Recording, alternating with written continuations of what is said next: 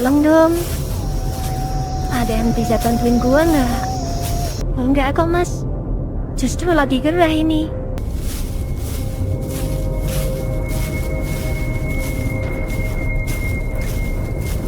Gua kira Sasa itu bukan manusia. Kok lo bisa bilang gitu, Len? Sepanjang jalan dari Rakum tadi pagi, gua nggak pernah lihat dia capek. Nggak pernah lihat dia minum. Bahkan botolnya itu kosong terus dari Ranu Kumbolo.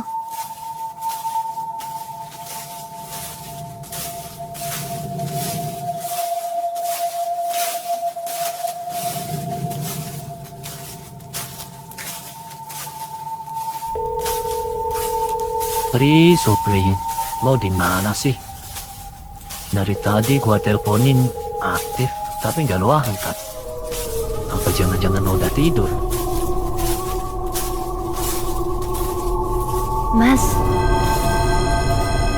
Dari gua perhatiin ya, kata-katanya itu selalu ambigu yang mengarah ke masa lalu. Ditambah lagi, tendanya suka menghilang tiba-tiba. Ini kedua kalinya nih, gua lihat tenda Sasa menghilang. Yang pertama di Ranu Kumbolo, yang kedua ini nih, di Kalimati. Tapi gua belum bisa pastiin ini 100% sih. Gua baru curiga. Ini baru dugaan gue, Be. Tapi cepat atau lambat kita akan tahu faktanya. Gua yakin itu.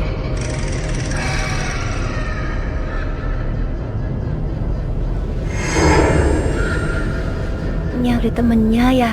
Iya mbak. Kok mbaknya tahu ya? Tadi saya dengar masnya nelpon temennya. Suaranya nyaring di malam begini. Apa ini Salsa? Mukanya emang beda, tapi gua yakin ini Salsa. Karena hanya Salsa hantu perempuan di sini yang menampakkan diri dalam wujud manusia. Emangnya mbaknya tahu di mana teman saya? Teman mas itu mata keranjang ya? Hihihihi. Dia loncat dari tebing mas. Asik.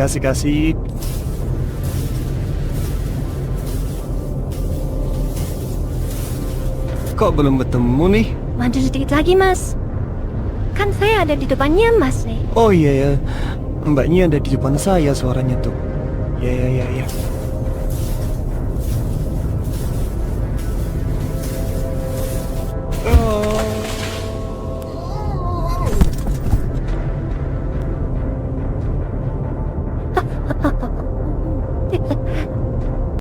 Lucu deh. Lihat dia teriak-teriak. Ah.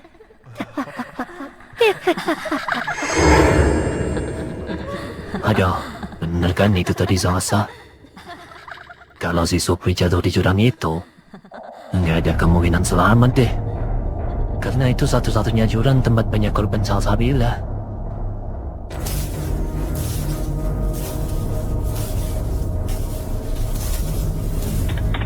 Mas, Mbak, selamat malam. Iya Pak, selamat malam juga. Selamat malam, Pak. Saya mau nanya Mas, Mbak, kalian tadi lihat wanita pakai jaket pink? Kadang topinya pink, kadang topinya hitam, tapi jaketnya selalu pink. Namanya si Salsabila. Iya Pak, dari kemarin malam dia udah bareng kami. Hah? Kalian nggak kenapa-napa? Alhamdulillah masih aman, Pak. Kami masih lengkap. Memangnya ada apa Pak? Salsabila itu, dia bukan manusia. Hah? Dia itu arwah gentayangan pendaki 7 tahun lalu. Terus tinggal dari rombongan, katanya terpeleset di jurang kecil, masih hidup. Tapi yang nemuin bukan orang baik. Dia diperkosa dan dibuang hidup-hidup di jurang. Semenjak itu dia gentayangan. Dia nggak butuh keadilan, dia hanya butuh balas dendam. 8 orang yang terlibat malam itu, dan satu persatu dari mereka sudah dibuatnya meninggal oleh Salsabila di waktu yang berbeda, tapi di tempat yang sama, di jurang. Iya, sudah 7 korban Salsa, dan kurang 1 kan? Dan yang 1 itu udah terjadi malam ini. Hah? Sudah terjadi malam ini? Iya, teman saya. Dia tadi katanya mau kesini.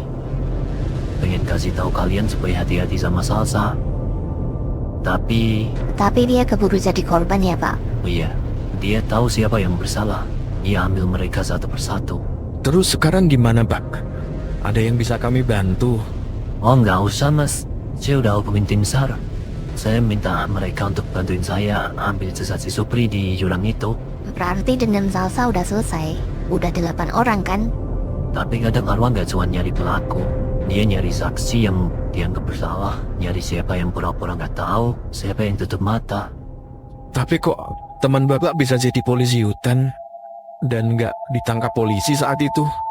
Dan itu 7 pelaku lainnya nggak ditangkap juga. Polisi dulu udah nyari semaksimal mungkin dan melakukan investigasi dan lain-lain. Tapi nggak ada bukti, semua pelaku kayak hilang di telan bumi. Bahkan saya sendiri baru tahu kalau si Supri salah satunya. Dari pengakuan dia sendiri 3 hari lalu. Mungkin Salsa memang nggak mau mereka masuk penjara. Dia pengen mereka merasakan mati seperti dia mati. Terlalu gelap untuk manusia tapi masuk akal bagi arwah yang disakiti. Udah mas mbak, insya Allah udah aman. Saya mau turun dulu, cari jasad si Supri sebelum kabut makin pekat. Mau kami temani pak? Nggak usah mas, teman-teman saya juga bakal datang kok bentar lagi. Masnya nanti mau summit kan? Hati-hati aja ya mas, karena tidak hanya arwah gentayangan, binatang buas juga bisa jadi ancaman. Iya pak, baik pak, terima kasih. Hati-hati ya Pak, semoga jasad temannya cepat ditemukan. Iya, duluan ya.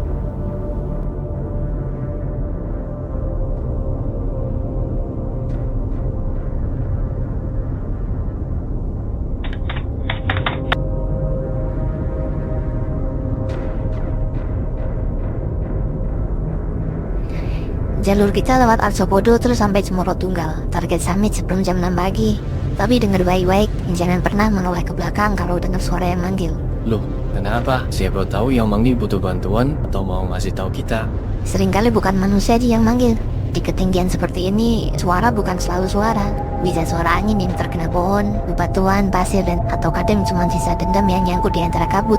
Menoleh ke belakang juga akan mengurangi fokus kita dalam melakukan pendakian. Kalau gitu jangan gue deh yang di belakang. Takut Ji. Enggak dong. Gue soalnya orangnya kan suka bantuin orang tuh. Khawatir kalau ada yang manggil terus gue malah bantuin orang itu dulu gimana? Ya udah, nanti gue deh yang di belakang. Lo depan ya Ji. Kan gue belum tahu arahnya juga, be. Oke deh, nanti gue yang depan. Belakang gue Sylvie, disusul Eji, dan yang paling belakang NB. Siap, Setuju.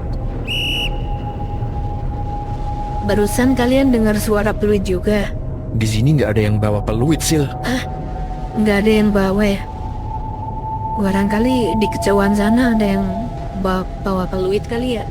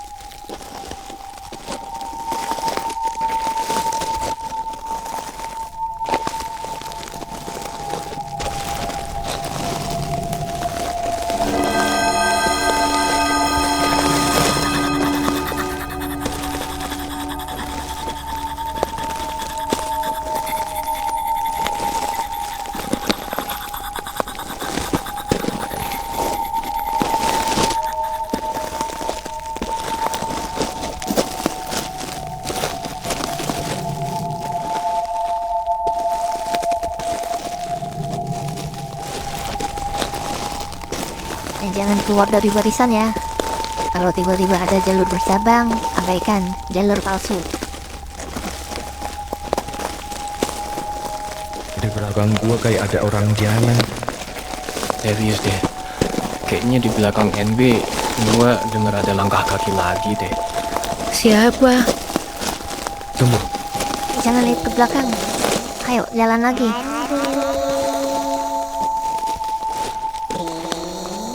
Udah, lo ngerasa nggak hawa di belakang kayak berat, dingin banget? iya. Tapi bukan karena angin, itu kayak ada yang berdiri di belakang kita, ngikutin kita sejak kali mati.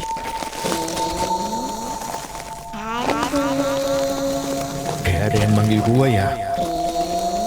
Gua denger B, suara itu manggil nama lo.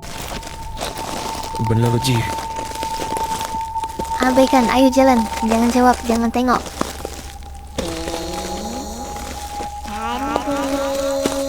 Jam 3 kurang 5. Hah, memangnya bener ada jalur menuju Ranotompe.